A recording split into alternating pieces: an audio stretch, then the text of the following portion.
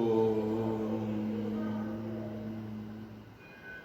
ஐந்து கரத்தனை ஆனை முகத்தனை இந்தின் இளம்பிறை போலும் எயிற்றனை நந்தி மகந்தனை ஞான கொழுந்தினை உந்தியில் வைத்தடி போற்றுகின்றேனே. தந்தைதாயாவானும் சார்கதீங்கு ஆவானும் அந்தமிலா இன்பன் நமக்கு ஆவானும் எந்தமது ஊனாகுவானும் உயிராகுவானும் அருட்கோனாகுவானும் குரு. உலகெல்லாம் உணர்ந்தோதற்கரியவன் நிலவுலாவிய நிர்மலி வேணியன் அழகில் ஜோதியன் அம்பலத்து ஆடுவான் மலர்ச்சிலம்படி வாழ்த்தி வணங்குவான். ஹரி ஓம்.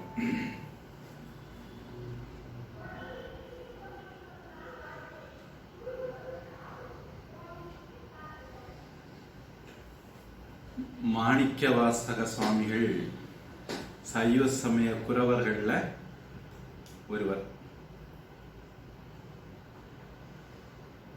அப்பர் சுந்தரர் சம்பந்தர் மாணிக்கவாசகர் அப்படின்னு சொல்லுவாங்க.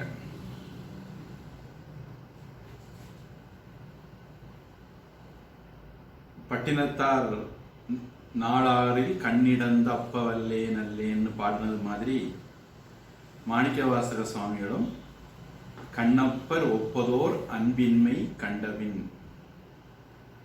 கண்ணப்பனை போல ஒரு அன்பு எனக்கு இல்லை அப்படின்ட்டு பாடுறார். கண்ணப்ப நாயனார் சிவபெருமான பார்த்து 6 நாள்ல அவருக்காக தன்னுடைய கண்ணையே கொடுத்தார், முடியாது கண்களை கொடுக்க முன் வந்தார். ஒரு கண்ணு யார் வேணாலும் கொடுக்கலாம், நமக்கு 2 கிட்னி இருக்கு, ஒரு கிட்னி கொடுக்கலாம். 2 பகவான் சில விஷயங்களை வச்சிருக்காரு மனுஷனுக்கு. எம்ஜிஆருக்கு சிறுநீரகன் செயலிழந்த போது அவருடைய அண்ணன் சக்கரபாணியினுடைய மகள் லீலாவதின்னு நினைக்கிறேன், அந்த அம்மா சிறுநீரகம் கொடுத்து உதவுறாங்க.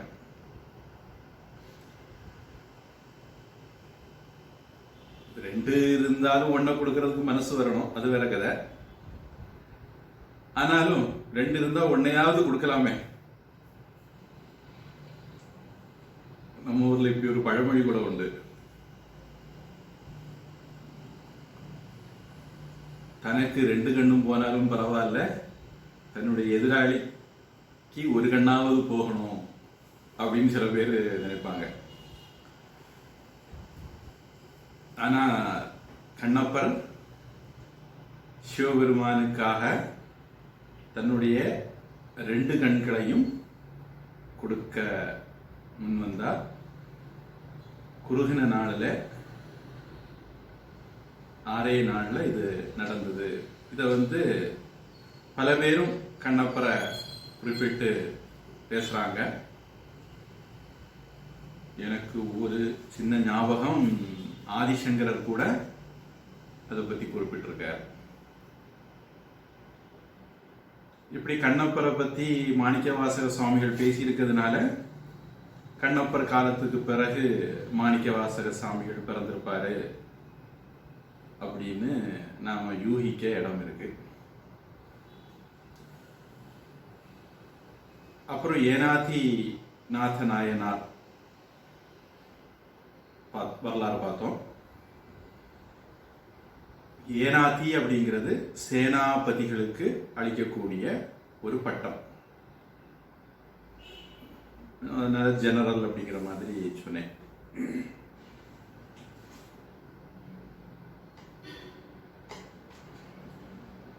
இந்த ஏனாதிநாதர், எரிபத்தர், மெய்ப்பொருள் நாயனார், இவங்க கதைகளெல்லாம் நம்ம பார்க்கும்போது சில விஷயங்கள் நம்ம சரியான கோணத்துல புரிஞ்சுக்கணும் அப்படிங்கிறதுனால நான் சில விஷயங்களை சொல்லிட்டு இருக்கிறேன். மெய்ப்பொருள் நாயனார் தன்னை கொல்ல வந்த சிவனடியார் வேஷத்துல இருந்த எதிரிய மன்னிச்சார்.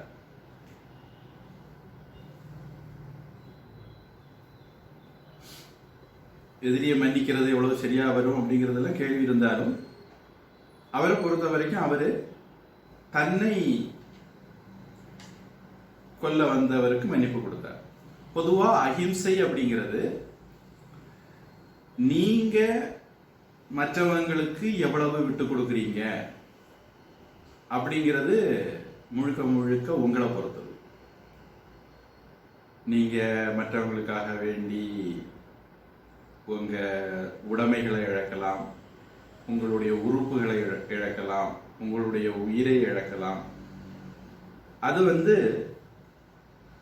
ஒன்றும் பிரச்சனை இல்லை. ஆனா அந்த அஹிம்சைய நாம மற்றவங்க கடைபிடிக்கணும்னு எதிர்பார்க்க கூடாது, மற்றவங்க விஷயத்துல கடைபிடிக்க கூடாது. இப்ப காந்தியடிகள் இங்கதான் கோளாறானாருன்னு நான் நினைக்கிறேன். சமூகத்துக்கு மேல அஹிம்சையை திணிக்க கூடாது. காந்திகிட்ட சொல்றாங்க, இஸ்லாமியர்கள் இந்து பெண்களை கெடுக்கிறாங்க, இந்துக்களை கொல்றாங்க அப்படின்னு. இப்ப காந்தியடிகள் நீங்க அஹிம்சையை கடைபிடிங்க அப்படிங்கிற மாதிரி சொல்றாரு. அது அஹிம்சையை கடைபிடிக்கிறதுக்கான சரியான உதாரணம் கிடையாது. பஞ்சபாண்டவர்கள் தங்களுடைய ஆடைகளை களைந்து வேற ஆடை உடுத்த சொன்ன போது அவங்க கடைபிடிச்சாங்க. ஆனா திரௌபதியை அப்படி பண்ண போது பீமன் பொறுத்துக்கிடல. தன்னுடைய விஷயத்துல வந்த போது பீமன் பொறுத்துக்கிட்டான், அது அஹிம்சை. பாஞ்சாலிக்கு வந்த போது அவன் பொறுத்திருந்தா அதுக்கு பேரு அஹிம்சை கிடையாது, அது கோழைத்தனம். அதனால மற்றவர்களுக்கு ஒரு துன்பம் வரும்போது, மற்றவர்களுக்கு ஒரு கஷ்டம் வரும்போது அவர்களுக்காக நாம குரல் கொடுக்கணும், நம்முடைய உதவியை கொடுக்கணும். அதே மாதிரி தர்மத்தை காப்பாற்றுறதுக்காக வேண்டி வரும்போதும் நாம அதே மாதிரி செய்யணும். அதனாலதான் ராமர் சுக்ரீவனுக்காக வாலிய கொண்டார், சீதாவுக்காக ராவணனை கொண்டார். மற்றவர்களுடைய விஷயத்துல அதர்மம் இழைக்கப்படக்கூடாது அப்படிங்கிறதுக்காக நாம போராடணும். அது அஹிம்சை தான் அப்படிங்கறத நம்ம ஞாபகம் வச்சுக்கணும். அது மாதிரி அஹிம்சை அப்படிங்கிறதுக்கு பல கோணங்கள் உண்டு. எனக்கு ஒரு ஞாபகம், நான் உங்களுக்கு மகாபாரத கிளாஸ்ல இதை பத்தி சொல்லியிருக்கலாம்னு நினைக்கிறேன். அதனால கூடுதல் சொல்லல, லேச கோடு மட்டும் போட்டு காட்டுறேன். ஒரு வைத்தியர் சர்ஜரி பண்றார், ஆபரேஷன் பண்றாரு, அறுவை சிகிச்சை பண்றார். அது அஹிம்சை. அது மாதிரி ஒரு கசாப்பு கடைக்காரன் கசாப்பு பண்றான், அது ஹிம்சையில வராது. ஏன்னா அவனுக்காக வேண்டி பண்ணல, அடுத்தவங்களுக்காக வேண்டி பண்றான், அவனுடைய தொழில்களுக்காக வேண்டி பண்றான். ஒரு தூக்கு தண்டனை நிறைவேற்றக்கூடிய பொறுப்புல இருக்கிறவர் தூக்கு தண்டனை போடுறார், அவர் யாரையும் கொல்லல, அவருடைய தொழில் அவர் அதை செய்கிறார். இப்படி தொழில் காரணமாக இருக்கலாம். இப்படி அஹிம்சைக்கு பல முகங்கள் உண்டு. இன்னொருத்தர் சாகிறதுனாலேயே, இன்னொருத்தருக்கு துன்பம் வர்றதுனாலேயே அது ஹிம்சை அப்படிங்கிற அர்த்தம் கிடையாது. அதனால அதையும் நம்ம ஞாபகத்துல வச்சுக்கணும். அதனால ராமர், கிருஷ்ணர் எல்லாம் அஹிம்சையை கடைபிடிச்சவங்க தான். ஏன்னா அவங்க தர்மத்துக்காக வேண்டி வாழ்ந்தாங்க. அது மாதிரி நாம தர்மத்தை காப்பாத்துறதுக்காக வேண்டி வாழ்ந்தோம்னா, தர்மத்தை காப்பாத்துறதுக்கு ஏதாவது செய்யணும்னா அதுவும் அஹிம்சையில தான் சேருமே தவிர அது ஹிம்சையில சேராது.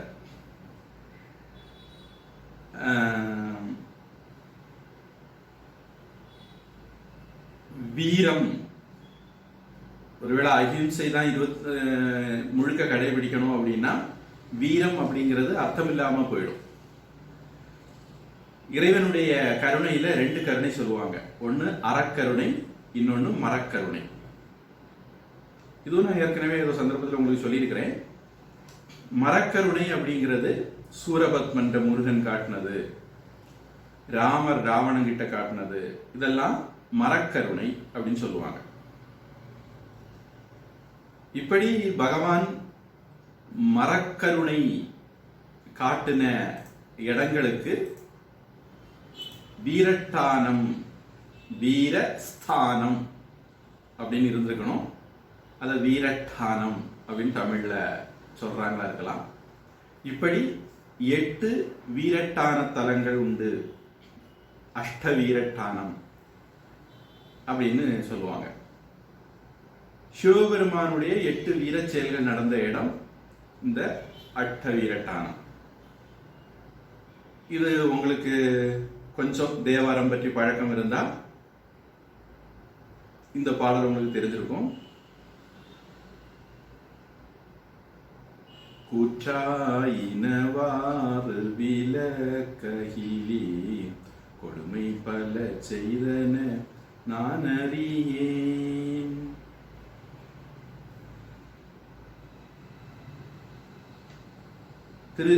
திருநாவுக்கரசருடைய முதல் பாடல்னு சொல்லலாம்.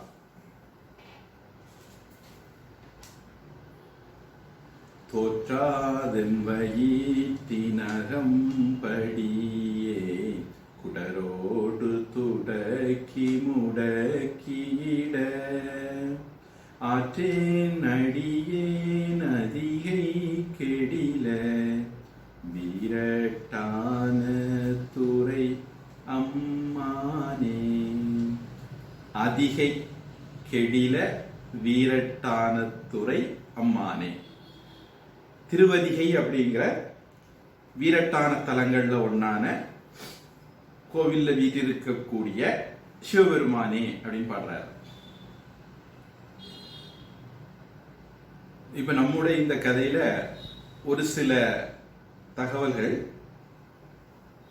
கதையை தொடங்கின பிறகு சைடுல போக வேண்டாங்கிறதுனால முதல்ல அந்த விஷயத்த சொல்லிட்டு அப்புறம் கதைக்குள்ள போனா கதையினுடைய போக்குல ஒரு ஆற்று நீரோட்டம் போல ஒரு அழகு இருக்குங்கிறதுனால இந்த தகவல் முதல்ல சொல்லிக்கிட்டு நான் கதைக்குள்ள போறேன்.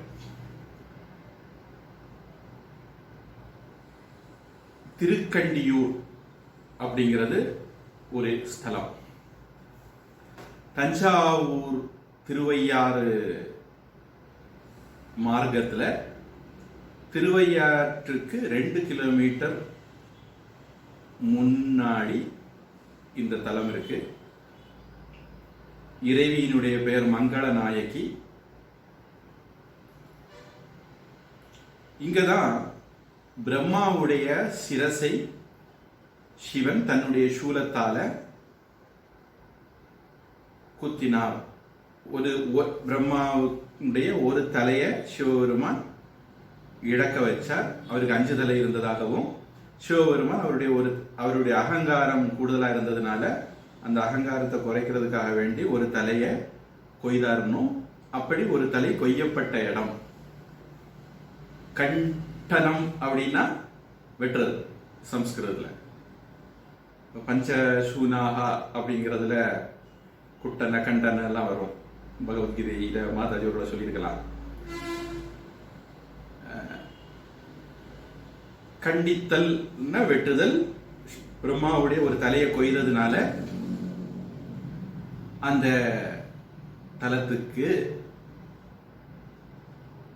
கண்டியூர்னு பேர் வந்திருக்கலாம். இப்படி பிரம்மாவுடைய தலையை கொய்த இடம் திருக்கண்டியூர்.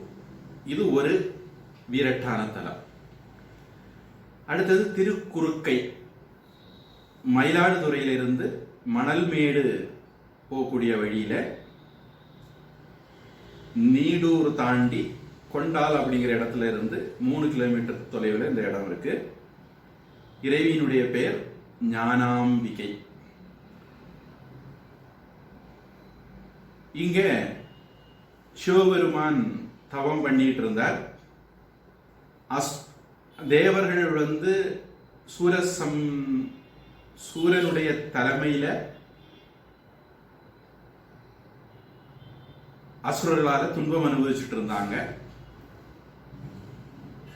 அப்போ சிவபெருமானுடைய மகனாலத்தான் சூரபத்மனுக்கு அழிவு. அப்ப தேவர்கள் சிவபெருமான் தபஸ் பண்ண போயிட்டார். அப்ப சிவபெருமானுக்கு பிள்ளை தபஸ் பண்ணா எப்படி பிள்ளை பிறக்குங்கிறதுனால காமனை அனுப்பி சிவபெருமானுக்கு திருமண ஆசை உண்டாக வைக்கணும்னு சொல்லிட்டு அனுப்புனாங்க. காமன் வேற வழி இல்லாம இவங்க எல்லாரும் நிர்பந்தப்படுத்தி எந்த வந்தாலும் நாங்க பாத்துக்கிட்டோம் அப்படின்னு சொல்லி நிர்பந்தப்படுத்தி அனுப்பிட்டாங்க. அதாவது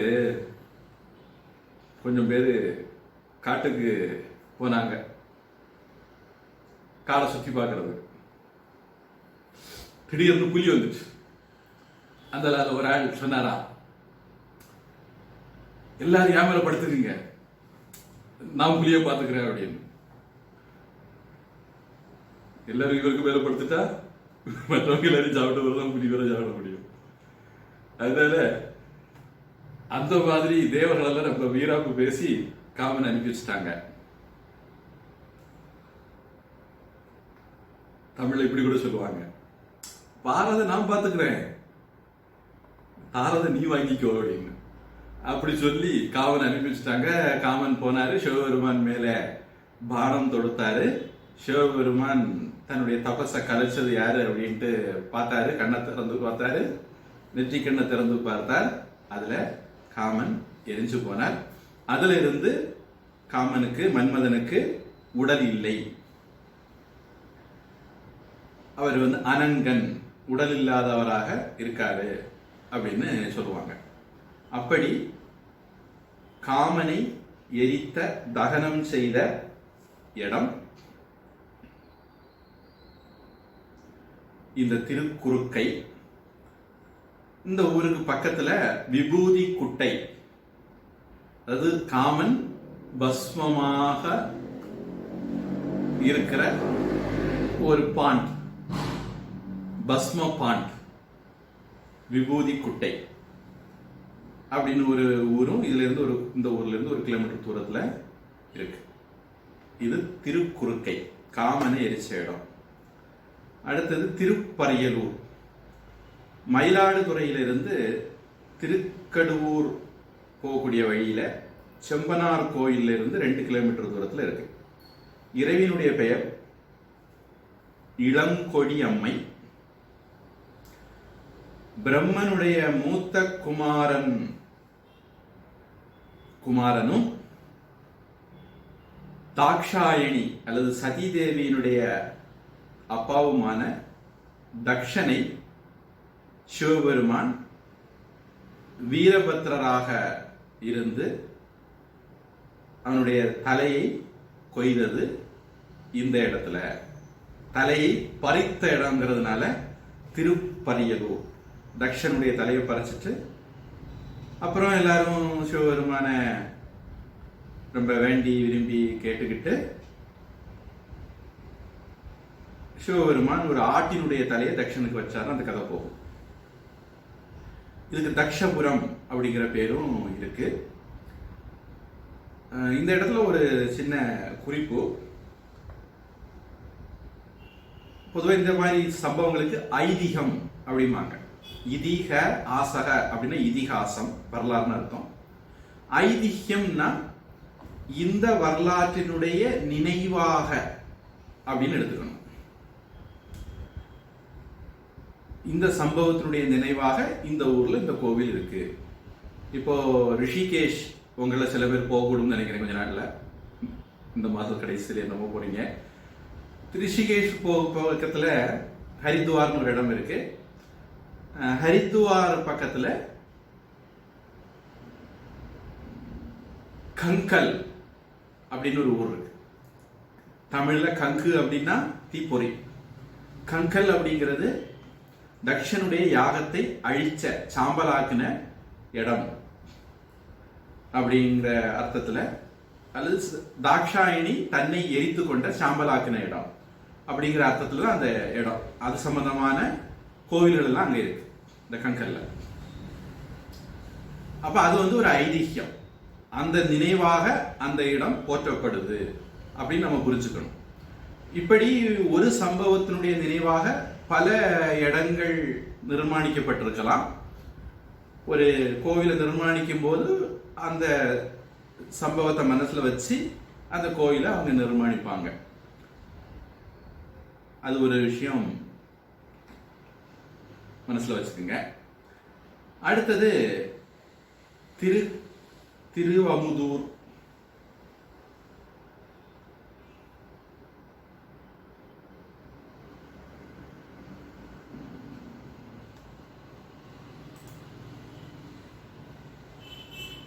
திருவழுவூர்.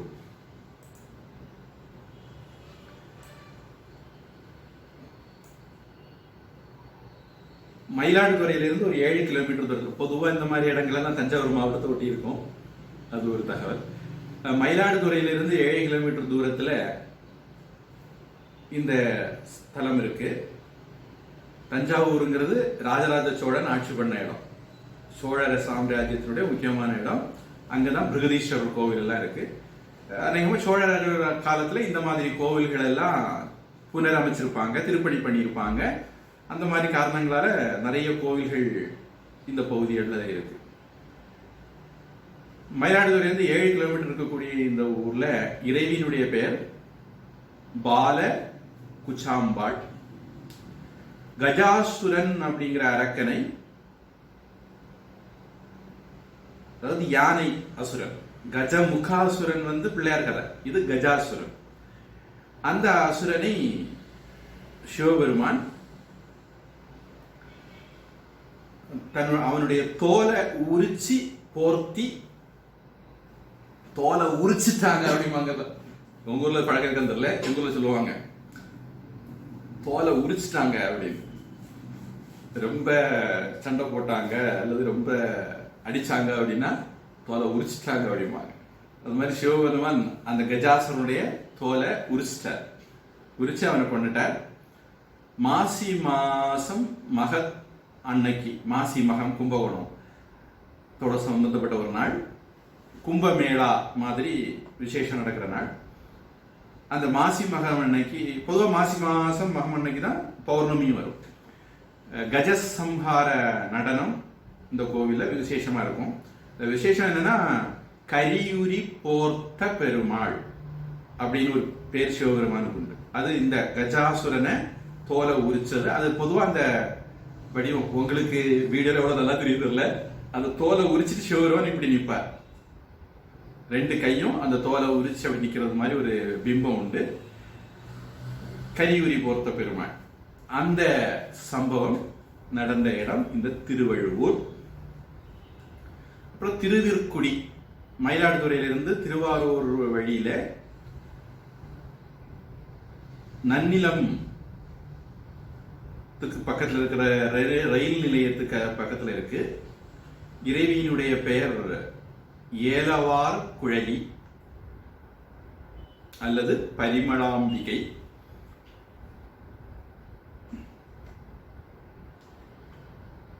பொதுவாக சிவபெருமானை பற்றி சொல்லும்போது எப்பவுமே கூடவே அம்பியையும் சேர்த்து சொல்லணும். அவர் எப்பவுமே அம்பியை பிரிஞ்சிருக்க மாட்டார். அதனாலதான் ஒவ்வொரு கோவிலையும் நம்ம அம்பியை பேரையும் சொல்றோம். ஜலந்தரன் அப்படின்னு ஒரு அரக்கன் இருந்தான். அவனை அழித்த இடம். சிவபெருமான் தன்னுடைய கால்னால ஒரு வட்டம் போட்டாரா.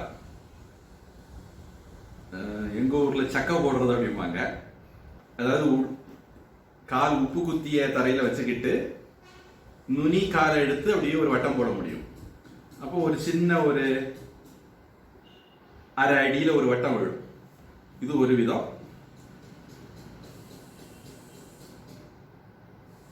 சிவபெருமான் அப்படி ஒரு வட்டம் போட்டு அந்த வட்டம் அப்படி ஒரு சக்கரமா மாறிட்டது. அந்த சக்கரத்தால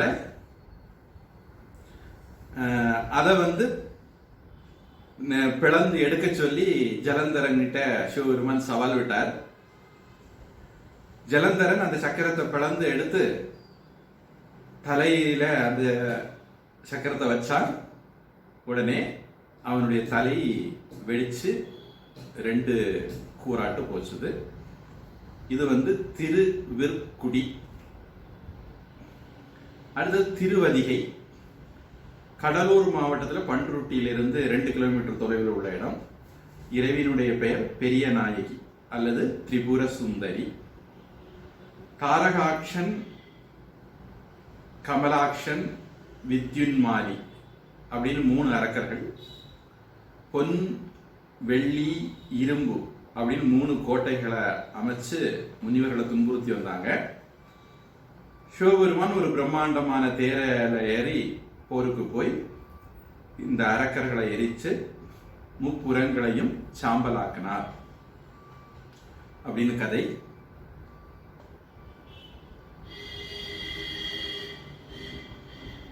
திருமூலர் இந்த கதையை பத்தி தத்துவார்த்தமாக பாடியிருக்காரு.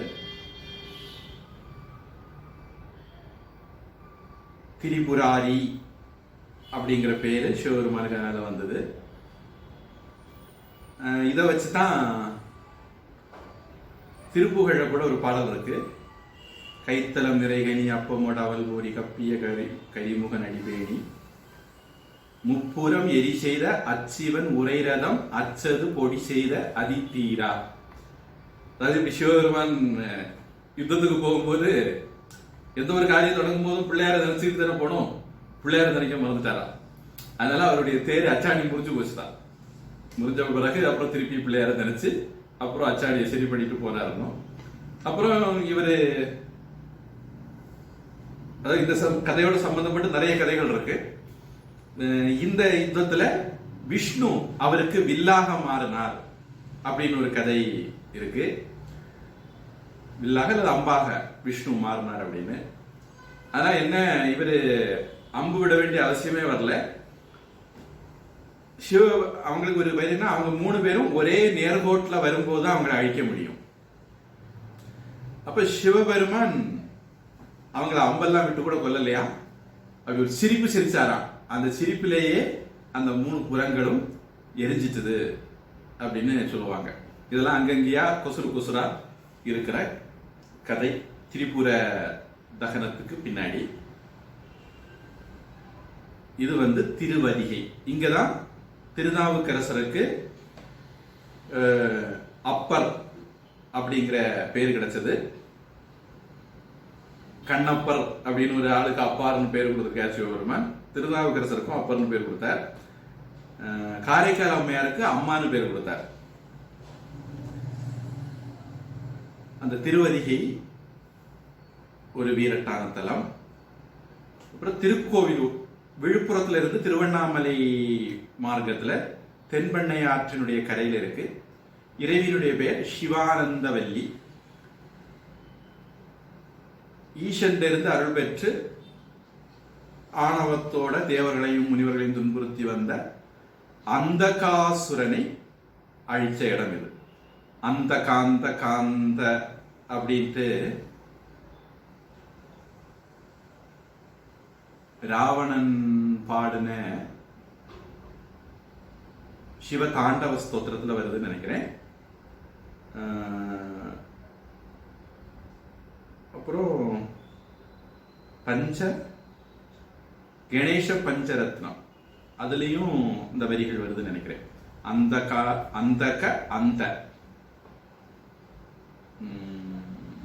அந்தகனுக்கு அந்தகன்னா குருடு, அது அந்தக. அவனுக்கு அந்தம் பண்ணவன், முடிவு கட்டினவன். அந்தக அந்த அந்தகாந்த அந்தகாந்த ஆத்மஜம். அந்தகனுக்கு முடிவு கட்டினவனுக்கு பிள்ளை. அந்தகாந்த காத்மஜம். அந்தக ஆத்மஜம் அந்தகாந்த காத்மஜம். இது கணேச பஞ்சரத்னம். இப்படி சொல்லுவாங்க. சிவபெருமான் ஒரு நாள் கைலாசத்துல வீட்டிருக்கும் போது பார்வதி தேவி சும்மா விளையாட்டுக்கு போய் சிவபெருமானுடைய கண்ணை பொத்துனான்னும் உலகம் முழுக்க இருண்டுட்டதுன்னும் அந்த இருட்டுல பிறந்த குழந்தை அந்த கண்ணும் அவனால உலகத்துக்கு கெடுதல்ங்கிறதுனால அவனை சிவபெருமான் நாடு கடத்திட்டார் அப்படின்னும், ஆனா பார்வதி தேவி மனசு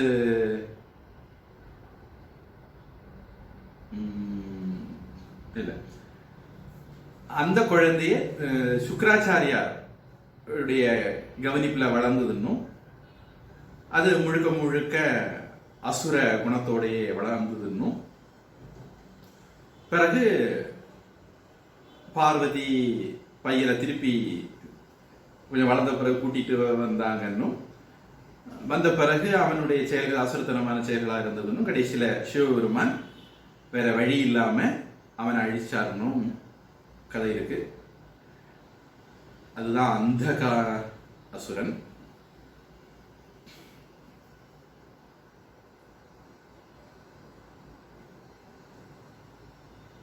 அந்தகாசுரனை கீழே தள்ளி மிதித்து அவன் மேல சூலத்தை பாய்ச்சக்கூடிய தோற்றத்துல அந்தகாசுர சம்மார மூர்த்தி இந்த திருக்கோவிலூர்ல காட்சியளிக்கிறார்.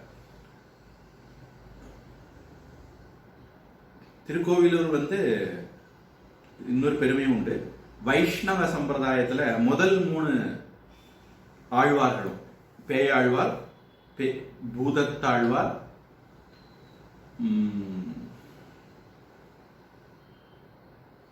இன்னொரு ஆழ்வார் உண்டு. இவங்க 3 பேரும் இந்த கோவில்ல வச்சுதான், இந்த பகவானை பார்க்க போகும்போதுதான் 3 பேரும் ஒரு இடத்துல ஒரே திண்ணையில ஒருத்தர் போய் படுத்திருந்தார். அந்த இன்னொருத்தர் வந்தார், இங்க உட்கார்றதுக்கு இடம் கிடைக்குமான்னு கேட்டார். அந்த படுத்திருந்தவர், ஒருத்தர் தான் படுத்துக்கலாம், 2 பேரும் தான் உட்கார்ந்துக்கலாம்னு சொன்னார். அதில் அடுத்தது ஒருத்தர் வந்தார். அப்ப இவங்க சொன்னாங்க, ஒருத்தர் தான் படுத்துக்கலாம், 2 பேர் தான் உட்காரலாம், 3 பேரும் நின்னுக்கலாம் அப்படின்னாங்களாம். 3 பேரும் அங்க நின்றுகிட்டு இருக்கும்போது திடீர்னு ஏதோ 4வது ஒரு ஆள் நெருக்கிறது மாதிரி இருந்துதான். நாராயணரே அங்க இவங்களுக்கு அருள் புரிஞ்சதாட்டு அந்த கதை போகும். அதுவும் இந்த திருக்கோவில் ஊர்ல நடந்ததுதான். அப்புறமா திருக்கடவுர் அல்லது திருக்கடையூர், இது அபிராமி அந்தாதியில வரக்கூடிய திருக்கடவுர் அபிராமி அந்தாதி தான் அந்த பாடல். மார்க்கண்டேயனுக்கு அருள் புரிஞ்சது இந்த திருக்கடவுர் தான். தஞ்சாவூர் மாவட்டத்தில் மயிலாடுதுறை தரங்கம்பாடி மார்க்கத்துல இந்த இடம் இருக்கு, திருத்தலம். இறைவியினுடைய பெயர் அபிராமி. யமதர்மனிலிருந்து தன்னை காப்பாற்றுற முயற்சியில மார்க்கண்டேயன் சிவலிங்கத்தோட கட்டி பிடிச்ச போது யமதர்மன் பாசக்கயிற்றை வீச அது சிவலிங்கத்தையும் சேர்த்து சுத்திச்சது. இறைவன் சிவலிங்கத்திலிருந்து வெளியே யமனை காலால உதைச்சு, பாரதியார் பாடுறார், காலா வாடா உன்னை என் காலால் மிதிக்கிறேன் அப்படின்னு. இந்த கதையை வச்சுதான் அவர் அப்படி பாடியிருக்கார். சிவபெருமான் காலனை காலால உதைச்சு திருச்சுண்ணம் நினைக்கிறேன், அதுல மாணிக்க வாசரும் பாடல், காலனை காலால் உதைத்த கதை பாடிங்கிறது மாதிரி ஒரு வரி அங்கேயும் வருது. அப்படி மார்க்கண்டேயனுக்கு அருள் புரிந்த இடம்.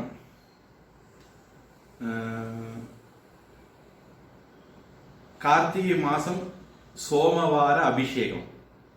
சோமவாரம்னா திங்கக்கிழமை. அல்ல இறைவனுடைய திருமேனியில யமதர்மன் பாசத்தால கெட்டி இழுத்த போது ஏற்பட்ட தழும்பை பார்க்கலாம். அந்த மாதிரி அந்த இறைவனுடைய பிம்பத்தை வடிவமைச்சிருக்காங்க. இந்த கோவில்ல தினமும் திருமணங்கள், சஷ்டியப்த பூர்த்தி, சதாபிஷேகம், இந்த மாதிரி விசேஷங்கள் எல்லாம் நடக்கும். இந்த அஷ்ட வீரட்டான தலங்களையும் சொல்றது மாதிரி ஒரு சின்ன பாடலும் இருக்கு.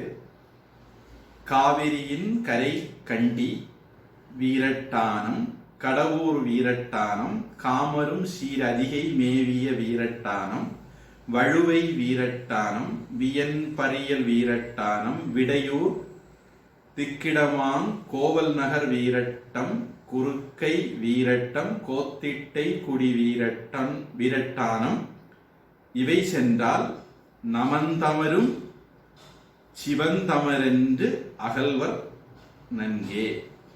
இந்த வீரட்டான தலங்கள் போய் நாம வழிபட்டோம் அப்படின்னா நமந்தமர், யமனுடைய அடியாட்கள் எல்லாம் சிவன் தமர், இவன் சிவனுடைய அடியார் சொல்லிட்டு பயந்து ஓடி போயிடுவாங்க அப்படின்னு அந்த பாடல்.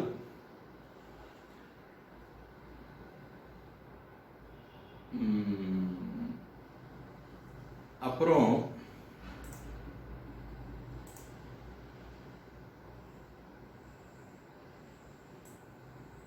திருப்பனந்தாள்,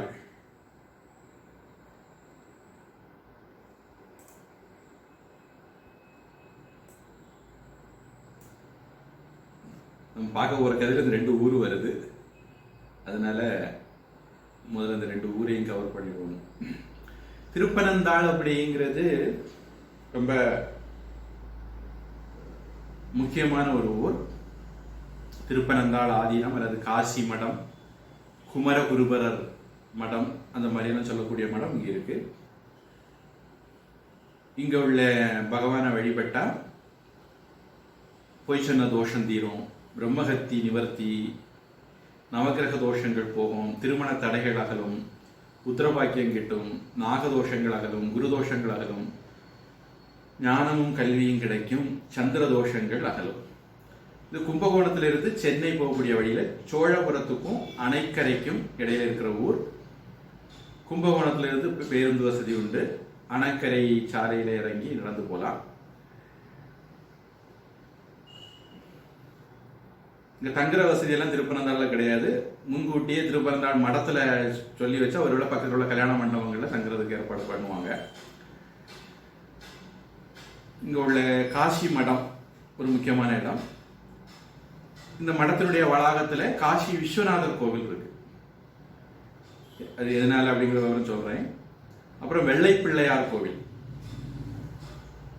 இந்த வெள்ளை பிள்ளையார் கோவில் சம்பந்தமா கன்னியாகுமரியில பிள்ளையார்புரம்னு ஒரு ஊர் இருக்கு. அந்த ஊர்ல ஒரு பிள்ளையார் இருக்கார். அந்த பிள்ளையாருடைய விசேஷம் என்ன அப்படின்னா, ஒரு 6 மாசம் உத்தராயண காலத்துல வெள்ளையா இருப்பார், 6 மாசம் தட்சிணாய காலத்துல கருப்பா இருப்பார். ஒரே பிள்ளையார் சிலை 6 மாசம் வெள்ளையா இருக்கும், 6 மாசம் கருப்பா இருக்கும். அந்த கோவில் கிணற்றினுடைய தண்ணீரும் அதே மாதிரி 6 மாசம் வெள்ளையா இருக்கும், 6 மாசம் கருப்பா இருக்கும். அது அந்த கோவில் ஒரு விசேஷம். அது மாதிரி இந்த வெள்ளை பிள்ளையாருக்கு ஏதாவது விசேஷம் இருக்கான்னு தெரியல. அப்புறம்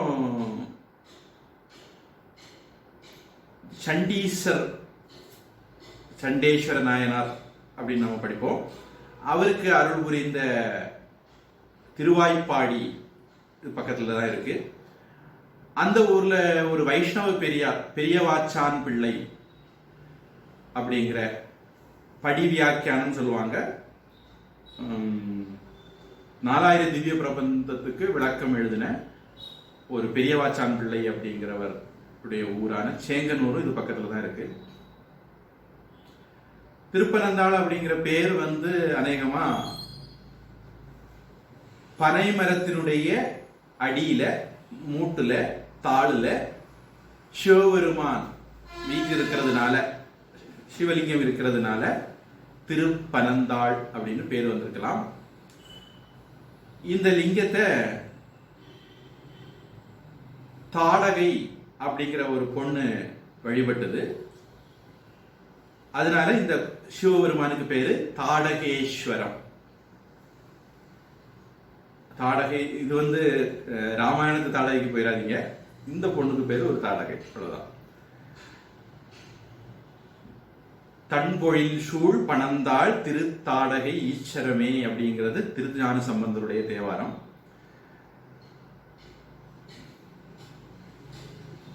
பொதுவா பனைமரம்ங்கிறது கற்பகத்தருவுல ஒண்ணு சொல்லுவாங்க. 5 தேவலோகத்துக்கு ஒரு விசேஷம். உம்பர்தரு தேனு மணி கசிவாகி அப்படிங்கிறது திருப்புகழ். கற்பகத்தரு நினைச்சதெல்லாம் தரும், மணி சிந்தாமணி, தேனு காமதேனு, இது எல்லாம் 3மே நினைச்சதெல்லாம் தரக்கூடியது தேவலோகத்துல. அந்த கற்பகத்தரு மாதிரி பூலோகத்துல 5 மரங்கள் இருக்கு அப்படின்னு சொல்லுவாங்க. பாரிஜாத மரம், ஹரிச்சந்தன மரம், மந்தார மரம், கற்பக மரம், கூடவே இந்த பனை மரமும் அந்த வரிசையில சொல்லுவாங்க. பாரிஜாத்தம்ங்கிறத நம்ம பவழமல்லின்னு சொல்ற பழக்கம் உண்டு. ஹரிச்சந்தனம் மந்தார மரங்கள் பெருஞ்சேரி சிதலைப்பதி மாதிரி இடங்கள்ல ஸ்தல விருட்சமா இருக்கு, கோவிலுடைய விருட்சமா இருக்கு. இந்த திருப்பரந்தாள்ல பனைமரம் தான் தலவிருட்சம். இப்படி பனைமரம் தலவிருட்சமாக இருக்கக்கூடிய சில கோவில்கள்ல இந்த திருப்பனந்தாளும் ஒண்ணு.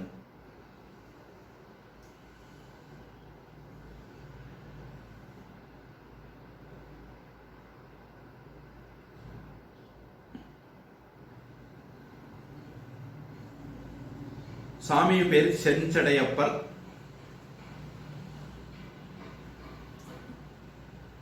இந்த ஊருக்கு ஒரு மகான் வந்தார். அதுதான் விஷயம். குமரகுருபரர் அப்படின்னு ஒரு பேர் ஒருவேளை நீங்க கேள்விப்பட்டிருக்கலாம். அந்த குழந்தைய 5 வயசு வரைக்கும் பேசல, ஊமையா இருந்தது. சிற்றிலக்கியங்கள் அப்படின்னு சொல்லக்கூடிய கலம்பகம் அப்படிங்கிற இலக்கியங்கள்ல அவரு நிறைய பாடியிருக்கார். இப்ப சின்ன வயசுல ஊமையா இருந்த அந்த குழந்தைய பெற்றோர்கள் திருச்செந்தூருக்கு கூட்டிட்டு போனாங்க. திருச்செந்தூர் அப்படிங்கிறது இந்தியாவில் தென்பகுதியில் கன்னியாகுமரி பக்கத்தில் இருக்கக்கூடிய ஒரு முருகன் கோயில். இப்ப திருநெல்வேலி மாவட்டம் கடற்கரை ஓரத்தில் இருக்கிறது. சுனாமி வந்தபோது அங்க கோவிலுக்கு எந்த பாதிப்பும் வரல. கடற்கரையில, அதாவது கடலை தொட்டே இருக்கிற கோவில்கள், பல கோவில்கள், பெரும்பான்மையான கோவில்கள் பாதிக்கப்படல. கடற்கரை பக்கத்திலேயே இல்லை தள்ளியே இருந்த வேற மதத்து சார்ந்த வழிபாட்டு தலங்கள் எல்லாம் பாதிக்கப்பட்டது சுனாமியில.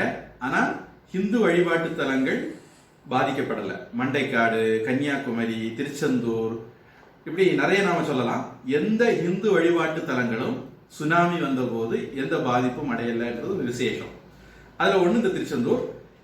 திருச்செந்தூர் சூரசம்ஹாரத்துக்கும் ரொம்ப விசேஷம். ஆறுபடை வீட்டுக்கும் இது ரொம்ப விசேஷம். ஆறுபடை வீட்டுல ஒண்ணு திருச்சீரலைவாய் அப்படின்னு சொல்லுவாங்க. இந்த திருச்செந்தூர் கோவில்ல வழிபடும் போது அங்க வச்சு அவருக்கு முருகப்பெருமான் அருளால ஊமை நீங்க பெற்றது. அப்புறம் குட்டி கந்த புராணம் சொல்லக்கூடிய அளவுல கந்தர் கலிவெண்பா அப்படிங்கிற நூலை பாடினார். இவர் ஒரு குருவை தேடி போகிறார். அப்படி போகும்போது தர்மபுரின்னு ஒரு டிஸ்ட்ரிக்டே இருக்கு இன்னைக்கு தமிழ்நாட்டில். தர்மபுரம் அப்படிங்கிற ஊருக்கு வரார். இந்த தர்மபுரமும் சைவ ஆதீனங்கள்ல ஒரு முக்கியமான ஆதீனம் இருக்கிற ஊர். மதுரை திருஞான சம்பந்தர் மடம் இருக்கு.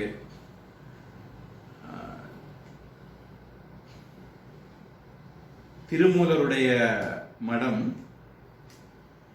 திரு ஆவடுதுறை இருக்கு. இந்த மாதிரி முக்கியமான சைவ மடங்கள்ல ஒரு மடம் தர்மபுரம் ஆதீனம். இவர் தர்மபுரத்துக்கு தர்மபுரம் ஆதீனம் அப்ப இருந்த ஆதீனம் மாசிலாமணி தேசிகர் அப்படிங்கிறவர்கிட்ட தீட்சை வாங்கி சைவ சித்தாந்தம் மாதிரி சாஸ்திரங்கள் எல்லாம் படிச்சுட்டு அப்புறம் குருவினுடைய ஆணைப்படி காசி போறார். காசி போன போது இவருக்கு தமிழை தவிர வேற எதுவும் தெரியாது. அங்க உத்தரப்பிரதேசத்துல ஹிந்துஸ்தானி பேசுவாங்க. அப்ப இவரு சரஸ்வதி தேவிய துதிக்கிறார். சகலா கலாவல்லி மாலை அப்படிங்கிற பாடல் பாடி சரஸ்வதி தேவியை துதிக்கிறார். அப்படி துதிச்ச போது சரஸ்வதி தேவியினுடைய அருளால இவருக்கு ஹிந்தி வந்துடுது. ஒருவேளை நம்மளும் சம்ஸ்கிருதம் படிக்கணும், அந்த மாதிரி ஏதாவது படிக்கணும் கஷ்டப்பட்டு இருந்தோம்னா சகல கலாவல்லி மாலைய படிச்சு பார்க்கலாம், நமக்கும் சீக்கிரமா வந்துடும். அவருக்கு ஹிந்தி வந்துட்டது. அப்போ அங்க இருந்த முகலாய ராஜாவுடைய சபைக்கு சிங்கத்துக்கு மேல ஏறி போறாரு. ராஜா அசந்து போனார். அசந்து போய் என்ன வேணும், எதுக்கு வந்தீங்க அப்படின்னு கேட்கிற. எனக்கு கங்கை கரையில மடம் கட்டுறதுக்கு இடம் வேணும் அப்படின்னாரு. எவ்வளவு இடம் வேணும் அப்படின்னு கேட்டார். அது கருடம் பறக்கிற அளவுக்கு இடம் வேணும். கங்கையில கருடன் பறக்காது, பள்ளி சப்தம் வராது, இந்த மாதிரி சில சம்பிரதாயங்கள் உண்டு. புரி ஜெகநாத் கோவிலுக்கும் அத மாதிரி உண்டு. புரி ஜெகநாத் கோவிலுக்கு பல விசேஷத்துல ஒண்ணு, காற்று மேக்க பார்த்து அடிக்குதுன்னா அந்த கொடி கிழக்கு பார்த்து இது பண்ணும். மேற்க பார்த்து அசைய வேண்டிய கொடி கிழக்கு பார்த்து காற்றை எதிர்த்து இது பண்ணும். நம்ம திருஞான சம்பந்தர் இதுல காலத்துல ஓலை திருவோலை வந்து கங்கை நீருடைய ஓட்டத்தை வைகை ஆற்றை எதிர்த்து போனது மாதிரி இந்த மாதிரி சில விசேஷங்கள் ஒவ்வொரு ஸ்தலங்களுக்கு உண்டு. காசியில இந்த மாதிரி சொல்லுவாங்க. இப்ப ராஜாவுக்கு ஒரே ஆச்சரியம். சரி, நாளைக்கு காலையில வரேன் அப்படின்ட்டு ராஜா அடுத்த நாள் காலையில போனா அவரு அவங்க போய் நின்ன உடனே அங்க ஒரு கருடன் பருந்து சொல்லுவாங்க இல்லையா, கருடன் வந்து ஒரு வட்டம் போட்டுது. அந்த வட்டம் போட்ட அளவு இடத்த ராஜாவுக்கு வேற வழியில கொடுத்த வாக்க காப்பாற்றணும், அந்த மாதிரி இடத்த கொடுத்தார். அந்த இடம் தான் இன்னைக்கு குமாரசாமி மடம். ஒருவேளை நீங்க ரிஷிகேஷ் வரவங்க காசிக்கும் போனாலும் போவீங்கன்னு நினைக்கிறேன். குமாரசாமி மடம் அப்படிங்கிற பேர்ல அங்க இருக்கக்கூடிய ஒரு தமிழ் மடம். பல மடங்கள் இருக்கு, அதுல குமாரசாமி மடம் அல்லது காசி மடம் அப்படின்னு எல்லாம் பேரு. அந்த காசி மடத்துக்கு ஒரு கிளை திருப்பரந்தாள் தருமபுரம் ஆதீனத்திலிருந்து தீட்சையை வாங்கி காசிக்கு போய் மடம் ஸ்தாபிச்சார்.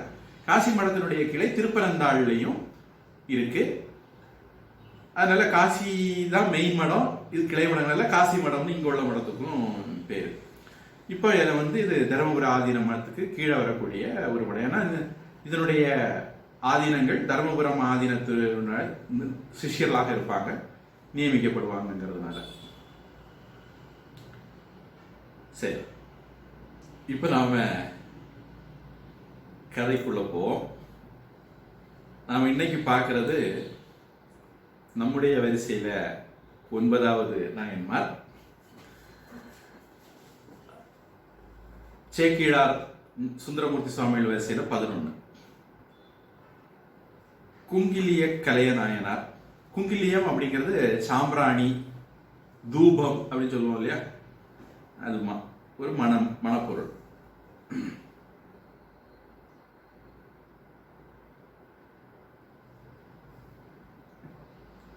சோழ நாட்டில் வீரட்டான ஸ்தலங்கள்ல ஒன்னான திருக்கடவூர், மார்க்கண்டேயரோட தொடர்புள்ள காலனை காலால் உதைத்த அந்த ஊர்ல தான் இந்த நாயனார் இருந்தார்.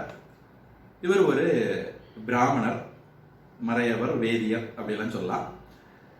கலையனார் அப்படிங்கிறது இவருடைய பேர். ஒரு சிவ பழமா இருந்தார். இவருடைய தொண்டு என்ன அப்படின்னா கோவிலுக்கு குங்கிலிய தூபம் போடுறது இவருடைய தொழில். இதை இடைவிடாம பண்ணிட்டு இருந்தார். இவருடைய பெருமையை மற்றவங்களுக்கு தெரிய வைக்கணும்னு நினைச்ச சிவபெருமான் இவருக்கு வறுமையை கொடுத்தார். அந்த வறுமையிலேயும் விடாம இந்த தொண்டு பண்ணிட்டு இருந்தார். தன்னுடைய நிலபுலன்கள், கன்று காலிகள், உடைமைகள் எல்லாத்தையும் வித்து குங்கிலிய திருப்பணி பண்ணிட்டு இருந்தார். இப்படியே அவருடைய செல்வங்கள் எல்லாம் போச்சுது. எந்த அளவுக்கு போச்சுது அப்படின்னா சாப்பிடறதுக்கு அடுத்த வேளை சாப்பாட்டுக்கு வழி இல்லை, அந்த அளவுக்கு நிலைமை வந்தது. அப்ப அவருடைய மனைவி 2 நாளா பிள்ளைகள் எல்லாம் பட்டினி. அவருடைய மனைவி பார்த்தாங்க, ஒரு மனைவி கணவன் எப்படி வாழணுங்கிறது நம்ம ஏற்கனவே இளையான்குடி மாற நாயனார் வாழ்க்கையில பார்த்தோம். அதே மாதிரி இந்த அம்மாவும் நல்ல ஒரு கற்புக்கரசி, ஜாடிக்கேத்த மூடி, வாழ்க்கை துணை, பெட்டர் ஹாஃப், தர்மபத்தினி. அவங்க என்ன பண்ணாங்க, தன்னுடைய தாலியை கழட்டி புருஷன்ட்ட கொடுத்து, இதுக்கு நீங்க உணவுப் பொருள் எல்லாம் வாங்கிட்டாங்க, பிள்ளைகளுக்கு சாப்பாடு கொடுக்கணும் அப்படின்ட்டு தாலியை கழட்டி கொடுத்துட்டாங்க. இவர் இந்த தாலியை வாங்கிட்டு போகும்போது கும்பிட போன தெய்வம் குறுக்க வந்தது மாதிரி ஒருத்தர் குங்கிலியம் வாங்கலையோ குங்கிலியம் வாங்கலையோ குங்கிலியம் அப்படின்ட்டு விறகு வாங்கலையோ விறகு சிவபெருமான் திருவிளையாடல வர்றது மாதிரி ஒருத்தர் வந்தார். இவர் இதை குங்கிலியங்கிறத கேட்ட உடனே வீட்டுல பிள்ளைகள்லாம் பட்னியா இருக்கு, பொண்டாட்டி எல்லாம் பட்னியா இருக்காங்க, வீட்டுல அடுத்த சாப்பாட்டுக்கு வழி இல்லைங்கிறத மறந்துட்டாரு. என்னப்பா குங்கிலியம் என்ன விலை, பொண்ணுக்கு கொடுப்பியா அப்படின்னு கேட்டாரு. தரலாமே, எவ்வளவு இந்த தாலியை கொடுத்தாரு. அவரு அந்த குங்கிலியத்தை எல்லாம் இவர்கிட்ட கொடுத்தார். இவர் இந்த குங்கிலியத்தெல்லாம் கொண்டு கோவில்ல ஒப்படைச்சார். இது அந்த காலம், அதனால பரவாயில்ல. இந்த காலத்துல கொண்டு நீங்க தமிழ்நாட்டு கோவில் எல்லாம் ஏதாவது கொண்டு கொடுத்தீங்கன்னா இந்த கோவில கொள்ளையடிக்கிற கூட்டம் தான் இன்னைக்கு. கோவில்கள் வேண்டாம் என்பதற்காக அல்ல, கோவில்கள் கொடியவர்களுடைய கூடாரமாகி விடக்கூடாது அப்படின்னு ஒரு வசனம் எழுதினாரு. அந்த ஆளுடைய கூட்டம் இருந்து கோவில்களை கொள்ளையடிச்சிட்டு இருக்கு. இன்னைக்கு கோவில்களை காணல, கோவில் நிலங்களை காணல, கோவில் நகைகளை காணல, கோவில் சிலைகளை காணல. இதுதான் இன்னைக்கு தமிழ்நாடு. ஆனா அன்னைக்கு நல்ல ராஜா இருந்தார், நாடு நல்லா இருந்ததுனால இவர் கோவில்ல கொண்டு ட்ரெஷரியில கருவூலத்துல ஒப்படைச்சிட்டார். பண்டாவில் சேர்த்துட்டார். அப்புறம் சிவபெருமான கும்பிட்டுக்கிட்டு இவருக்கு ஒரே சந்தோஷம். சாமிக்கு குங்குலி கொடி குதுக்கணும், அதனால அங்கேயே உட்காந்து சாமி கும்பிட்டுட்டே இருந்தார். இங்க வீட்டுல அவருடைய மனைவி மக்கள் எல்லாம் சாப்பாடு வரும், பொருள் வாங்கிட்டு வருவார், காத்திருந்து கடையில பசியில மனசு வாடி மயங்கிட்டாங்க, உறங்கிட்டாங்க. பசியில களைப்புல உறங்கிட்டாங்க. அப்ப இவருக்கு அவருடைய மனைவிக்கும் சிவபெருமான் சோதிச்சது போதும், அவங்களுக்கு அருள் புரிவோன்னு நினைச்சுக்கிட்டு 2 பேருக்கும் கனவுல வந்து வீட்டம்மாட்ட சொல்லுறாங்க, நான் வீடு முழுக்க பொண்ணு பொருளால நிறைச்சிருக்கேன், இனிமேல் உங்களுக்கு ஒரு குறவும் வராது அப்படின்னு சொன்னாரு. அம்மையார் விழிச்சு பார்த்தா வீடு முழுக்க பொண்ணு, வெள்ளி, வைரம், வைடூரியம், தானியங்கள் எல்லாம் நிறைஞ்சிருக்கு. அவருடைய கனவுலையும் போய் பசியோட இருக்கப்பா, எவ்வளவு நேரம் தான் பசியோட இருப்பா, போ வீட்டுக்கு போய் சாப்பிடு அப்படின்னு சொல்லிட்டு அவர்கிட்ட சொன்னார். அதுக்கப்புறம் தான் இவருக்கே அடடா சாப்பாடு பொருள் வாங்கல நம்ம வந்தோன்னு இவருக்கே தோணி இருக்கும். சரி பகவான் சொன்னாருன்னு சொல்லிட்டு வீட்டுக்கு போனார். வீட்டுக்கு போனா வீடே அடையாளம் மாதிரி இருந்தது. குச்சேலன் கிருஷ்ணனை பார்த்துட்டு திருப்பி வீட்டுக்கு வரும்போது அவருடைய வீடு அடையாளம் மாதிரி இருந்தது மாதிரி குங்கிலியக்கலைய நாயனாருடைய வீடும் அடையாளம் மாதிரி இருந்தது. பகவானுடைய அருள்னால கிடைச்சது அப்படின்ட்டு அவங்க வீட்டம்மா சொன்னாங்க. அவரு இன்னும் சந்தோஷமா குங்கிலிய திருப்பணி, அடியவர்களுக்கு சாப்பாடு போடுறது, இது எல்லா காரியங்களையும் தொடர்ந்து பண்ணிட்டு இருந்தார். இப்படி இருக்கும்போது ஒரு செய்தி வருது. திருப்பனந்தாள் அப்படிங்கிற தலத்துல செஞ்சடையப்பர் கோவில்ல சிவலிங்கம் சாஞ்சு போச்சுது. பைசா நகரத்து சாஞ்ச கோபுரம் மாதிரி சிவபெருமான் சாஞ்சிட்டாரு. சிதம்பரத்துல கூட சிவபெருமான் வந்து நந்திக்கு கூட அலைன்மெண்ட்ல இருக்க மாட்டார். நந்தி வந்து கொஞ்சம் ஒதுக்கி இருக்கும். நம்ம இனிமேல் அந்த நாயனார் வாழ்க்கையும் பார்ப்போம். திருநாளை போவார் அல்லது நந்தனார்னு பேருள்ள ஒரு நாயனாருக்காக வேண்டி அவருக்கு தரிசனம் மறைக்க கூடாதுன்னு நந்தி ஒதுக்கி உட்கார்ந்துக்கிட்டாராம். அந்த மாதிரி இங்க சிவபெருமான் சாஞ்சிட்டார். எப்படின்னா அந்த கோவில்ல வழக்கமா ஒருத்தர் பூஜை பண்ணுவாரு. ஒரு நாள் ஒரு ஆத்திர அவசரத்துக்கு அவருக்கு பக்கத்து ஊருக்கு போக வேண்டி வந்தது. அப்போ அவருக்கு வந்து வீட்டுல பையன் கிடையாது, ஒரு பொண்ணு தான் உண்டு. முதல்ல பொண்ணை கூப்பிட்டு நான் பக்கத்து ஊருக்கு போனோம், அதனால நீ இன்னைக்கு பகவானுக்கு பூஜை பண்ணு அப்படின்னு பொண்ணை அனுப்பி வச்சிட்டாரு. இந்த சின்ன பொண்ணு பெண்கள் கூட பூஜை பண்ணியிருக்காங்க அந்த காலத்துல அப்படிங்கிறது ஒரு தகவல். பெண்கள் கற்ப கிரகத்துல விடல, பூஜை பண்ண விடல அப்படின்னு இன்னைக்கு நிறைய ஒரு டயலாக் விட்டுட்டு இருக்காங்க. இதுவும் நம்ம ஊர்ல நடந்ததுதான். மகளை இவரு அனுப்பி வச்சுட்டு அவர் வெளியூருக்கு போயிட்டாரு. இந்த பொண்ணு போன பொண்ணு பகவானுக்கு பூஜை பண்ணிட்டு இருந்தது.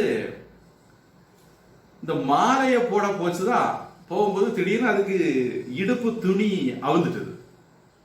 டக்குன்னு இப்படி குளிச்சு இடுப்பு துணியை 2 கையாலையும் பிடிச்சுக்கிட்டு மாலையை போடுறதுக்கு பார்த்தா சிவபெருமான் உயரமா இருந்தாரு, எட்டல. இந்த பொண்ணு படக்கூடிய பாடம் பார்த்துக்கிட்டு சிவபெருமான் கஷ்டப்படுத்தப்படாதுன்னு குனிஞ்சு தலையை கொடுத்தார். அதுல பொண்ணு அப்படியே மாலையை போட்டுக்கிட்டு அப்புறம் துணியை கட்டிக்கிட்டு, அது சின்ன பொண்ணு மாலையை கீழே வச்சுக்கிட்டு துணியை கட்டிக்கிட்டு மாலையை போடலாம் அதுக்கு யோசிக்க தோணல. அது துணியை பிடிச்சுக்கிட்டே மாலையை போடுறதுக்கு முயற்சி பண்ணிச்சது. சிவபெருமான் பார்த்தாரு, அந்த பொண்ணுக்கு என் கஷ்டம், நம்மளே தலையை குறிஞ்சு கொடுத்துருவோம் சொல்லிக்கிட்டு அவர் தலையை குறிஞ்சு மாலையை வாங்கிக்கிட்டாரு. அப்படி குறிஞ்ச சிவபெருமான் நிமிரல்ல. அந்த பெண்ணுடைய பத்தியும் உலகத்துக்கு தெரியணும் இல்லையா, அவரு நிமிரல்ல. அடுத்த நாள் அப்பா வந்தாரு, வந்து பார்த்தா சிவபெருமான் சரிஞ்சிருக்காரு. என்ன என்று மகளை கேட்டா, மக சொன்னா எப்படியாக்கும், நான் மாலை போடும்போது துணியா வந்துட்டா, துணியை பிடிச்சதா மாலை போட முடியலையா, அதாவது சாமியை புரிஞ்சு மாலை வாங்கிட்டாரு அப்படின்னு. அவரால் முடிஞ்ச பலத்துல சிவபெருமான் நூற்றி பார்த்தாரு, சிவபெருமான் நிமிரல்ல. அந்தால ராஜாவுக்கு தகவல் கொடுத்தார். ராஜா உடனே அவருடைய இரத்த கச்ச துரக பதாதியோட வந்து முதல்ல நல்ல வலுவான ஆட்களை அனுப்பி பார்த்தாரு, சிவபெருமான் நிமித்த முடியல. அப்புறம் ரத்த கச்ச துரக பதாதியோட வந்து அந்த காலத்து கிரெயின் எல்லாம் கொண்டு வந்து நிமித்தி பார்த்தாங்க, சிவபெருமான் நிமிரல்ல. இப்படி எல்லாரும் முயற்சி பண்ணி சிவபெருமான் நிமிரல்ல. இது ஊர் உலகம் முழுக்க பேசாகி போச்சு. இப்படி முயற்சி பண்ண எல்லாருமே தளர்ந்து போனாங்க, யாராலையும் சிவபெருமானை நிறுத்த முடியல அப்படின்னு. இந்த செய்தி திருக்கடவுர்ல இருக்கிற குங்கிலியக்கலைய நாயனாருக்கு தெரிய வருது. அதனால அவரு சரி, நம்ம ஒரு சிவனடியாரா இருந்து சிவபெருமான நிமித்திர கைங்கரியத்தில் திருப்படியில பங்கெடுக்காட்டா எப்படி அப்படின்னு அவரு கிளம்பி திருப்பரந்தாள் வந்துட்டார். வந்தாரு, என்ன பண்ணாரு, சிவபெருமான் லிங்கத்துல ஒரு கயத்தை கட்டினாரு, தனக்கு கழுத்துல ஒரு கயத்தை கட்டார். எல்லாரும் இடுப்புல கட்டினாங்க, கையில கட்டினாங்க, இவர் தன்னுடைய கழுத்துல கட்டிக்கிட்டு சிவபெருமான இழுக்க ஆரம்பிச்சிட்டார். கழுத்துல கட்டி இழுக்கும் போது சிவபெருமான் நிமிரல்லைன்னா இவருக்கு கழுத்துல இவர் செத்து போவார். சிவபெருமான் பார்த்தாரு, சரி இந்த வம்பு இருக்கு, சிவனடியார கொண்டா பாவம் நமக்கு வர வேண்டாம் அப்படின்ட்டு அதுல அவர் நிமிர்ந்துட்டார். இப்படி ராஜாவுக்கு மக்களுக்கெல்லாம் ஒரே சந்தோஷம். நம்ம எவ்வளவு பலம் கொண்டு முயற்சி பண்ணோம், நடக்கல. உடல் பலம் சரீர பலத்துல நடக்கல, ஆன்ம பலத்துல பக்தி பலத்துல நடந்ததுன்னு எல்லாருக்கும் சந்தோஷம். சிவலிங்கம் நிமிர்ந்துட்டது. ராஜாவும் அந்த பெண்ணை குங்கிலியக்கலையனால மரியாதை பண்ணி அனுப்பி வச்சார். அப்புறம் திருப்பி மறுபடியும் அவரு தன்னோட ஊருக்கு வந்து குங்கிலிய பணியை தொடர்ந்து செய்து பிறகு சிவனடி சேர்ந்தார் அப்படின்னு பார்க்கிறோம். இது குங்கிலிய கலைய Nayanar.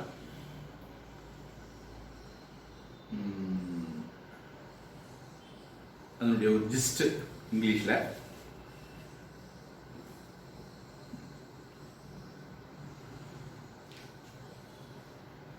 Tirukadavur is a place where Markandeya was blessed by Shiva when he was given boon by Shiva. He will live unto his 18th age. So when he came to know in his 18th he will be dying, he thought, let us use the time usefully. So he was visiting every temple. So he came to Tirukadavur. At that time he was completing his 18th age. So Lord Yamadharmaraja came and he was about to take his life away.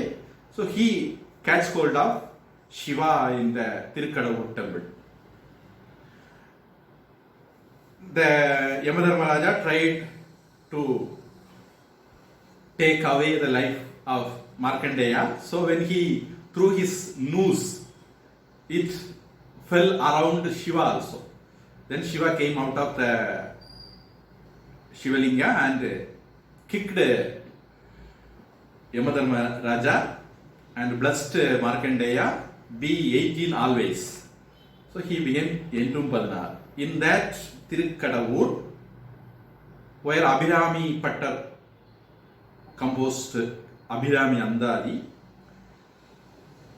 So in that village, Kalayanar was the person, a Brahmin, who was doing service to Bhagavan by giving dhupam, fragrance,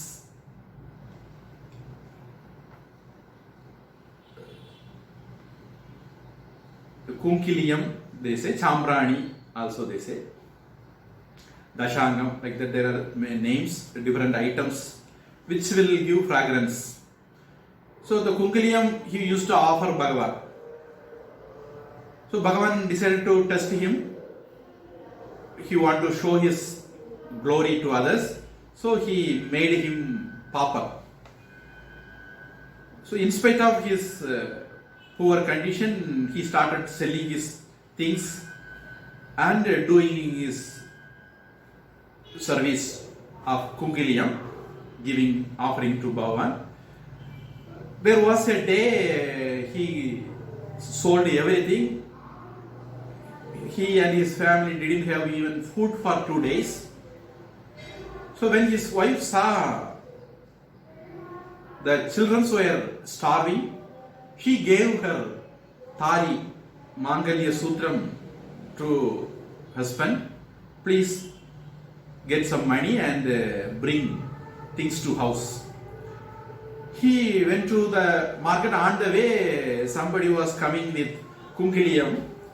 So he forgot everything and just bought the Kungiliyam and offered it to the temple. His family, because of starving, they went to sleep. Bhagavan Shiva decided not to test them more. He blessed them with wealth, like Krishna blessed Kuchela, Sudama with wealth. Then he informed Kungaliya Nayanar's wife that I have blessed you with wealth. And he informed Kungaliya also, who was in the temple enjoying Kungaliya offered to the temple. So he informed him also, please go and have food in the house. Go. Then when he came to the house, he saw his house was filled with wealth. When he inquired his wife, she told, Bhagavan came in my dream and he informed me, he blessed us with this. So then they were very happy and they were continuing their service of offering Kungaliya to Bhagavan. Meanwhile, he heard a news that in Tiruparandal, Tadakeshwaram temple, the Bhagavan Shivalinga was tilted suddenly. So everybody, including the king, were trying to make it straight, but they couldn't. Every Shiva devotee was trying their best to make it straight, but now no one could do that. Then Kungaliya Nayanar thought, I also should offer my help, my portion of, like Anil, squirrel did to Rama, I also should do something of my part. So he went to Tirupanandal. Then he tied a rope in the Shivalinga, another rope in his neck, and he started pulling Shivalinga. Shiva thought this fellow will die if I didn't become straight. So he became straight. So because of his devotion, Shiva became straight, and the king and other people were very happy. Then he returned back to Tirukadavur and lived for quite some time, and he was continuing his Kungaliya offering and of course taking care of devotees. Then finally he reached Shiva's abode, Kailash. That is Kungaliya Nayanar. In our series, he is the 9th one, and Shekhar series, he is the 11th one. There is a small story in between why the Shivalinga bent. The Pujari was happened to go to nearby village. So he asked his daughter, he was having only a daughter, he didn't have any male child. So he asked his daughter, in my absence you go and do puja. Then this daughter's girl went to do puja. When she was doing puja, she was about to offer garland to Shiva. At that time her garment in the waist was falling apart. So just she held it with her two hands, and then she was trying to put the garland to Shiva. Because she was holding her garland also and was trying to put the garment also and garland also, she was unable to put the garland to Bhagavan. So Shiva thought, poor child, let me help her. So she bent down. Then she offered the garland to Bhagavan, completed the puja, went back. Next day, the pujari came. He saw Shivalinga is bent. Then he asked her daughter, till yesterday it was okay. What did you do? He is bent now. Then she explained the details. Then he tried his best to take the bend, make the Shivalinga straight. He couldn't. Then he informed the king. And king also tried his best with elephant, horse and so on. But nobody could do. Then only Kunkalya Kalaya Nayanar came, and because of his devotion, Shiva became straight. That was a side story. And is there any question?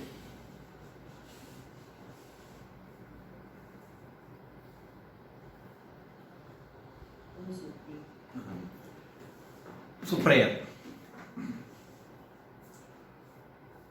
ஓம் வான்முகில் வழாது பெய்க மலிவளன் சுரக்க மன்னன் கோன்முறை அரசு செய்க குறைவிலாது உயிர்கள் வாழ்க நான்மறை அறங்கள் ஓங்க நற்றவம் வேள்வி மல்க மேன்மைகொள் சைவ நீதி விளங்குக உலகமெல்லாம் வாழ்க அந்தணர் வானவரானினம் வீக தன்புணல் வேந்தனும் ஓங்குக ஆழ்க தீயதெல்லாம் அரண்நாமமே சூழ்க வையகமும் துயதீர்கவே ஹரி ஓம் தத்சத் சர்வம் பிரம்மார்ப்பணமஸ்து ஸ்ரீ கிருஷ்ணார்ப்பணமஸ்து.